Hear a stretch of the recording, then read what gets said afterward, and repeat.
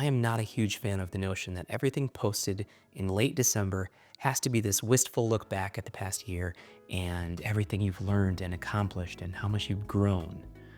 But this year has been the year that I've grown the most on YouTube, and maybe as a person. No, not really as a person. On YouTube, definitely, because last year at this time, I had less than 200 subscribers, and now I've got over 1,500, which is about a 650% increase. I just tried to make it look like I was doing that math in my head just now. I wasn't. I looked it up before I started filming, so I'm not sure what I was trying to pull there. So it has been a huge year of growth for me personally, and even though I hit that 1,000 subscriber milestone, I'm still not monetized on my channel because I haven't hit the watch time requirement. You have to have 4,000 hours of watch time in the past 365 days in order for you to be monetized, in addition to the 1,000 subscribers.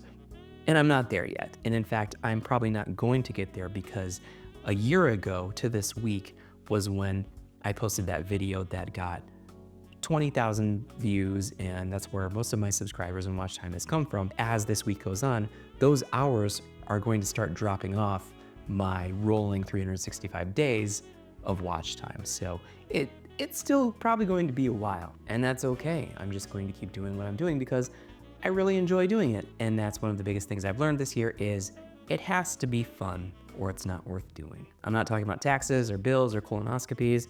Those aren't fun. You still have to do them. I'm just talking about, the things that we choose to do with our free time. I never set out to make how to grow your channel on YouTube videos or become a YouTube growth channel because clearly I'm not the right person to speak to that.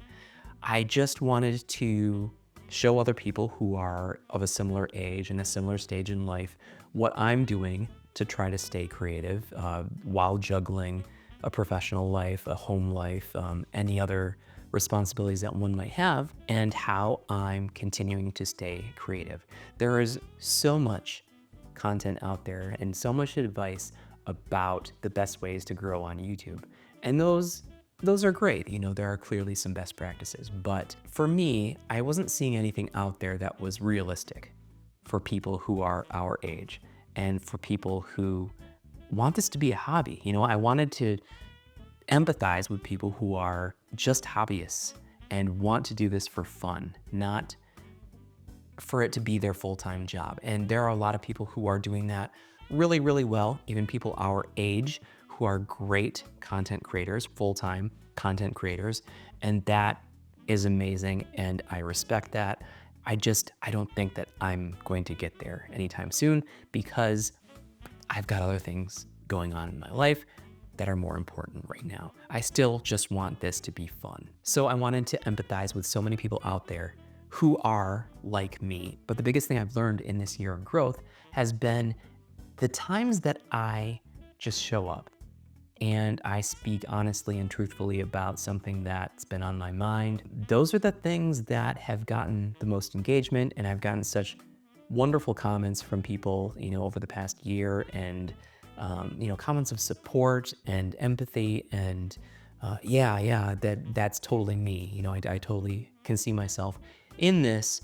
That has been really driving me this past year. That has been really fulfilling in a way that I wasn't expecting it to because, we're used to nasty comments. We're used to random comments of, haha, funny video. But the ones that have been like, oh, thank you, this was really helpful. That feels really nice. That means a lot to me, It was really eye-opening to me that the more production value I put into a video, which is the thing that I love the most, is, learning how to do fancy editing and special effects and stuff like that.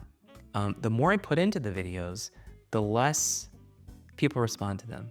And the ones that are more simple and just me talking to the camera do really, really well and have the most engagement. So I'm still trying to figure out what that balance is because I do like exploring different ways to tell stories, and that's the fun of it for me, is learning new techniques in video editing. So I'm still trying to find the right balance of both. So that's what I've learned about YouTube in the past year. What I've learned about myself is to let go of perfectionism, to not overthink everything. If I have an idea, like the simplest idea is usually the best one, and to just go with it. To not think about all the different ways that I could perfectly capture and share this message. I just want to make the video. I'd rather get it done and put it out there than for it to sit in the back of my head for 2 weeks and do nothing with it, and maybe move on to a different idea because I couldn't find the way to tell that story perfectly. Part of that is also letting go of perfectionism a little bit. I love the process of making videos, and for so many years, I would make videos to make videos, because I wanted to publish something. I wanted something to edit and put together. And it wasn't until I realized, I want to figure out what is the main thing I'm trying to say in this video. What is the main story that I'm trying to tell? What is the purpose of this video before I even start filming? And that has shifted my mindset. And I think the result has been the growth of the channel, more views, more comments, more people coming back, to watch future videos. And I think that in turn is forcing me to make better videos, just by the nature of figuring out what it is I want to say before I even start filming. So as of right now, I am off work for the next 2 weeks, and I hope to spend a lot of that time working on projects, producing videos, and just making things that I think are fun. So this may not be the last time I talk to you for this year, but I did want to take a moment to sit and think about all the things that I learned over the past year, which is really everything I could have asked for and could have hoped for in terms of YouTube and growth. And, I've for so long looked towards that 1,000 subscriber milestone. For someone like me, who is not doing this full time, who is doing this as a hobby, that felt like, even though it seems small in comparison to, to a lot of channels that we all love, but that seemed like something so unattainable for me. And I hope that if you have a low amount of subscribers and you're looking at that milestone thinking like, that's never going to happen, and look at me. It happened for me this year. I hope that it happens for you if that's what you truly want. But just know, it really doesn't change much. I'm appreciative, and I never thought this is something that, I could achieve. It made me think, okay, well, that was your goal for so long. What is your goal now? And I really, truly believe that it's just to have fun, to make videos that I like, that I enjoy doing, and hopefully other people enjoy them too. So I hope that in this next year, as you continue to grow on YouTube and as you continue to pursue your creative goals, I hope that it's fun for you. And if it's not fun for you, I hope that you find ways to make it fun, or you find something else that kind of brings you joy. So I hope to talk to you soon. I'll talk to you later. Bye.